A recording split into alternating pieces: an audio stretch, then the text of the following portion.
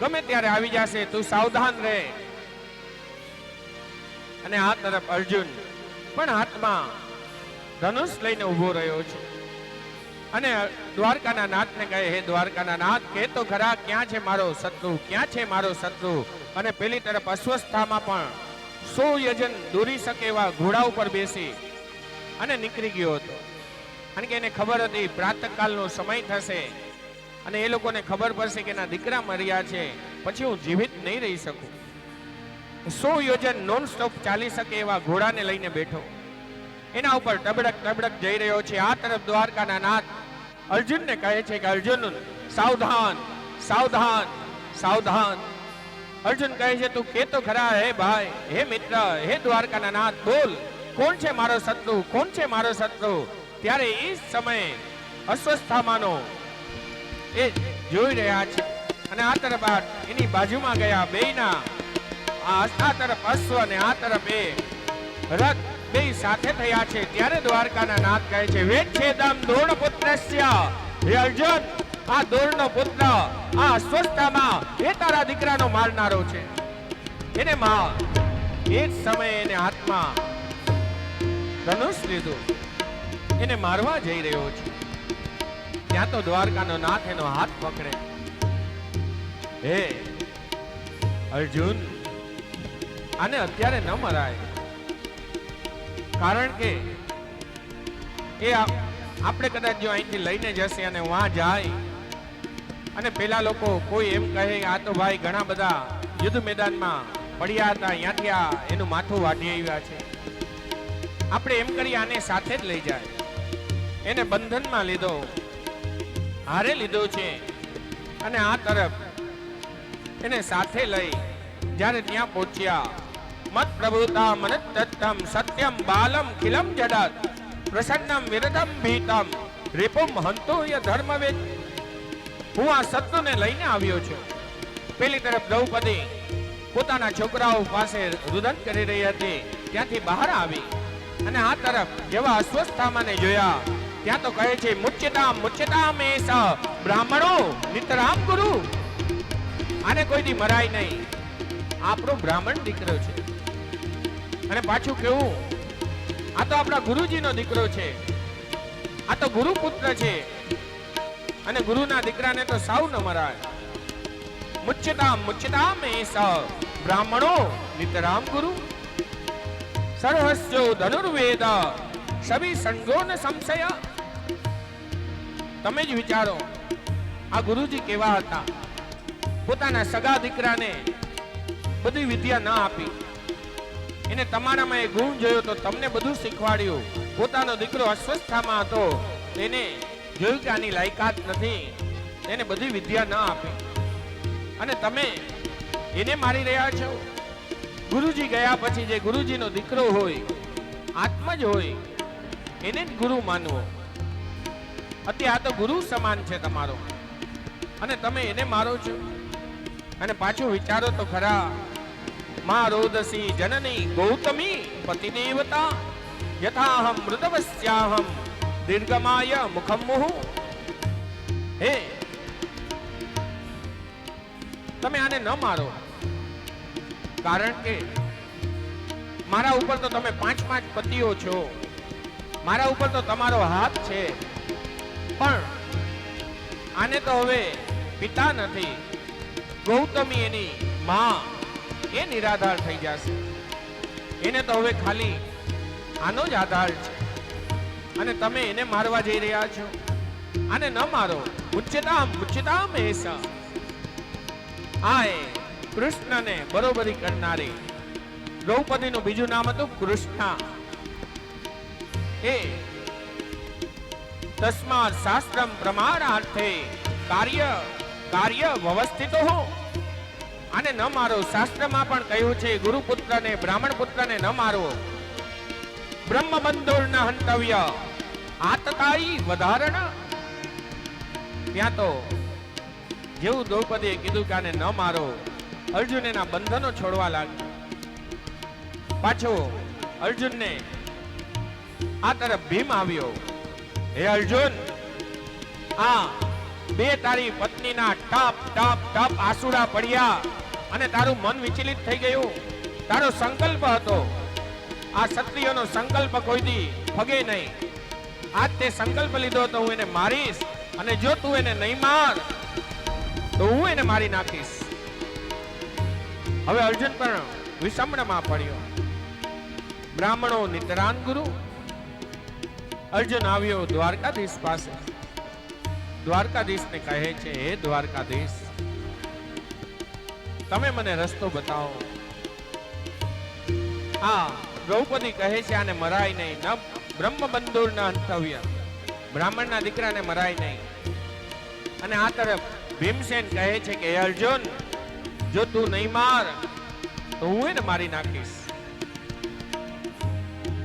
ત્યારે દ્વારકાના નાથ કહે છે, એમ કરો, તમે એક પછી એક મારા રૂમમાં આવજો. હું આગલી છાવણીમાં બેઠો છું, ઓસરીમાં બેઠો છું, ત્યાં તમે આવજો. ત્યારે અર્જુન ની પાસે અર્જુન સૌથી પહેલા દ્રૌપદીને કૃષ્ણ પાસે મોકલે છે. દ્રૌપદી પાસે મોકલે છે. દ્રૌપદીને કૃષ્ણ પાસે મોકલે. ભગવાન ઓસરીમાં બેઠા છે, એ હિંચકા ઉપર બેઠા હતા. દ્રૌપદી આવી ભગવાનનો હાથ હાથમાં લીધો, સાથળ ઉપર મૂક્યો. હે ભાઈ, તમે સાચું કહો, બ્રાહ્મણના દીકરાને મરાય? ત્યારે ભગવાન કહે છે, ના બેના, ના ના, બ્રાહ્મણના દીકરાને ન મરાય બેના. એક જ પલમાં જવાબ આપ્યો. દ્રૌપદી તો તુરત ખડખડાટ હસતી હસતી બહાર આવી. બહાર આવીને અર્જુનને કહે છે કે અર્જુન, તમને નિર્ણય કરતા વાર લાગી. દ્વારકાના નાથે તો જો એક જ મિનિટમાં કહી દીધું કે બ્રાહ્મણના દીકરાને મરાય નહીં. અર્જુન પણ મનમાં વિચારે, ચાલો એને દ્રૌપદીને સમજાવી, હમણાં ઓલો જાશે મગજ વગરનો, એ તો તરત માર ફાડ્યો જ છે.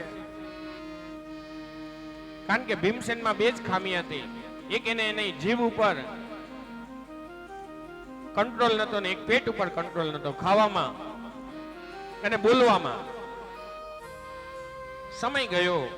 હવે ભીમસેન અંદર ગયા અને આ તરફ દ્વારકાના નાથને કહે છે, હે દ્વારકાના નાથ, હે કૃષ્ણ, તમે કહો, બાલ હત્યાને છોડાય કે મારી નખાય? એને થોડો જીવતો મુકાય? ત્યારે દ્વારકાના નાથ કહે છે, એને તો મારી જ નખાય, એને થોડો જીવતો મુકાય. ત્યાં તો ભીમસેન પાછો હસતો હસતો મુસ્કરાતો બહાર આવ્યો અને અર્જુનને કહે, અર્જુન, તને નિર્ણય કરતા વાર લાગ્યા. દ્વારકાના નાથે કહ્યું, જો મારી નખાય. ત્યાં તો અર્જુન દ્વારકાના ધીશ આગળ આવ્યો. કનૈયાને કહે, હે કનૈયા, એક વાત તો કહે. તે આને એમ કહ્યું કે ન મરાય ને આને એમ કે મારી નખાય. તો દ્વારકાના નાથ કહે, એને આવીને મને પૂછ્યું, બ્રાહ્મણના દીકરાને મરાય? એટલે મેં ના પાડી. આવીને એટલું પૂછ્યું કે નાના દીકરાને મારનારા આ આતંકીઓને રખાય કે મારી નખાય? ત્યારે મેં કહ્યું મારી નખાય. ત્યારે અર્જુન કહે છે, કેમ તું ઢોલકની જેમ આમ ઢા ઢા કરી રહ્યો છે? ત્યારે દ્વારકાના નાથ કહે, એટલે જ એનું નામ ઢોલક પડ્યું. કારીગરે એવી સાઈ લગાડી કે આમ બે તરફથી ઢા કરો એટલે ઢા જ નીકળે, એક જ સ્વર નીકળે. ત્યારે કહે છે દ્વારકાધીશ કે વપનમ રવિણ દાનમ, આ બ્રાહ્મણના દીકરાને મરાય નહીં, પણ એને એના પદ ઉપરથી નીચે ઉતારી નાખો, એની શિખાનું છેદન કરી નાખો, તે હત્યા બરાબર છે. કે જ્યારે જ્યારે આઈનામાં મુખ જોશે ત્યારે ત્યારે એને પોતાનું કાર્ય યાદ આવશે. વપનમ રવિણા દાનમ સ્થાન નિર્વાણનમ તથા એસહી બ્રહ્મબંધુ નામ વધો નાન્યોતિ દેહિતા. પેલો સ્કંદ 7મો અધ્યાય 57મો શ્લોક. એમાં કહે છે, એમ કરો. ત્યાં તો અર્જુનને ખબર પડી ગઈ, એને હાથમાં તલવાર લીધી, આ તરફ અશ્વસ્થામાને લીધો અને આ તરફ એની શિખા પદરે શિખાનું છેદન કરવા જાય તલવાર દ્વારા, ત્યાં તો અસ્વસ્થતામાં આજીજી કરે, પાહી પાહી પાહી, મને તમે એમ કરો, આમ આમ નહીં, પણ મને મારી નાખો, મારું શિખાનું છેદન ન કરો, એક વેત તમારી તલવાર નીચે લઈ લ્યો, આ શિખા આગળ છે અહીંયાથી અહીંયા નીચે લઈ લ્યો, મારું ગળું છેદન કરી નાખો. ત્યાં અર્જુનને ખબર પડી, હા, જો આ દ્વારકાના નાથ કહેતા હતા એ સાચી વાત, કે બ્રાહ્મણના દીકરાને એના પદ ઉપરથી નીચે ઉતાર નાખો, સમાજની વચ્ચેને અપમાનિત કરો, એના મૃત્યુ કરતા પણ વિશેષ છે. આજ એનું શિખાનું છેદન કર્યું, આ તરફ અસ્વસ્થતામાં પણ ત્યાંથી નીકળ્યો, પણ એને મનમાં શોભ રહી ગયો. હવે આ 5 પાંડવોનો એક, એના 5 દીકરા ચાલ્યા ગયા, એનો એક અંશ હું રહેવા નહીં દઉં. એ જાતા જાતા બ્રહ્માસ્ત્ર એની વિદ્યા એને આવડતી હતી. ઉત્તરાના ગર્ભની અંદર આ પરીક્ષિત મહારાજનો ગર્ભ હતો, અને આ એ રીતે બ્રહ્માસ્ત્ર છોડ્યું કે એના ગર્ભમાં જ્વાલા નીકળવા લાગી, ગર્ભ ભરવા લાગ્યો. અને આ તરફ દ્વારકાના નાથ હતા, પેલી તરફ ઓલી આવી અને કહે છે, પાહી પાહી મહાયોગીન દેવ દેવ જગતપતે નાન્યમ તત ભયમ પશ્યે યત્ર મૃત્યુ પરસ્પરમ. અભિમન્યુની પત્ની ઉત્તરા આવી દ્વારકાના નાથને કહે છે, પાહી પાહી મહાયોગીન, મને બચાવી લ્યો, મને બચાવી લ્યો. ત્યારે દ્વારકાના નાથ પણ વિચારે, આ શું? ત્યાં તો એના ધણી ઉભા હતા, એના સસરા ઉભા હતા, સાસુ ઉભી હતી, પણ એ કોઈ આગળ ન ગઈ. એ દ્વારકાના નાથના પગ પકડ્યા અને એને વંદન કરે, અને દ્વારકાના નાથને કહે, પાહી પાહી મહાયોગીન દેવ દેવ જગતપતે, મારા ગર્ભની અંદર જ્વાલા લાગી છે, અને આ ગર્ભને બચાવવાનું કારણ એક જ છે, આ 5 પાંડવો ની પાછળ કોઈ પિંડાન કરવા વાળું હોય, કોઈ જલ દેવા વાળું હોય, તો એના 5 દીકરા તો ચાલ્યા ગયા છે. દીકરાનો દીકરો, અભિમન્યુનો દીકરો, એ ગર્ભ મારા ઉદરમાં છે. અને દ્વારકાધીશે જોયું કે આ તો અસ્વસ્થતામાં એ છોડેલું બ્રહ્માસ્ત્ર છે. એને એક નાનું જ્યોતિરૂપ સ્વરૂપ લીધું, એના ગર્ભમાં ગયા. પેલી તરફથી બ્રહ્માસ્ત્રમાંથી જે અગ્નિ નીકળતો હતો એની વચ્ચે ઉભા રહી ગયા. આ તરફથી અગ્નિ ભગવાનના પીઠ તરફ લાગે, આ તરફથી ભગવાનનું મુખારવિંદ, એ દીકરો એ ગર્ભ જોઈ રહ્યો હતો. એ તરફ શીતળતા પ્રાપ્ત થતી હતી. બ્રહ્માસ્ત્રનું નિરાકરણ કર્યું, અને ઓલી તરફ એ પ્રભુ સાવધાન કર્યા. અનન્યા ચિંતયો યો મામ યેજના પર્યુપાસતે તેસામ નિયુક્તાન યુક્તાનામ યોગમ ક્ષેમમ વરાણમે. ગીતાજીના 9મા અધ્યાયમાં 31મો શ્લોક ભગવાન પોતે બોલ્યા છે, અનન્યા ચિંતયો યો મામ યેજના પર્યુપાસતે. અનાશ્રિતને જે આશ્રયમાં આવે છે મારા ચરણારવિંદમાં, એને હું કોઈ દી છોડતો નથી. કામદમ રુદ્રમ નાથ મામે ગર્ભો નિપાતતી. ઉત્તરાએ કહ્યું, મારી રક્ષા, ભગવાન એની રક્ષા કરે. અને આ તરફ એની, અને પેલી તરફ ભગવાન હવે પાંડવોને કહે છે, ઘણા દિવસ વીતી ગયા, હવે હું આપની કૃપાથી, હવે હું આપની રજા લઉં. ઘણા દિવસથી હું તમારે ત્યાં રહ્યો છું. હવે દ્વારકા વાસીઓ, દ્વારકાના નગરજનો, મારા પરિવાર વાળા મને યાદ કરી રહ્યા છે, હું જાઉં. ભગવાન જેવું જવાનું કહે છે. ત્યાં તો કુંતી માં આવ્યા. કુંતીએ ભગવાનની સ્તુતિ કરી. એ 26 શ્લોક છે. 26 શ્લોકની અંદર કુંતી મહારાણીએ ભગવાનની સ્તુતિ કરી.